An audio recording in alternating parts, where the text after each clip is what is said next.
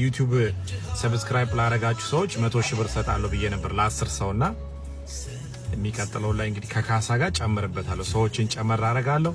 የሚቀጥለው ቅዳሜ እግዚአብሔር ይረዳኛል። እግዚአብሔር ቢፈቅድና ብንኖር ቤት ቁጭ ብዬ በስርዓቱ እንትንላችኋለሁ እንጂ አዘጋጅቻለሁ። ገንዘቡን አዘጋጅቻለሁ። እዛ ጋር መኪና እየተሸራተተ ነው። ገንዘቡን አዘጋጅቻለሁ። ኤቭሪቲንግ ሬዲ ነው እና የሚቀጥለው ሳምንት ከካሳ ጋር እንትንላችኋለሁ።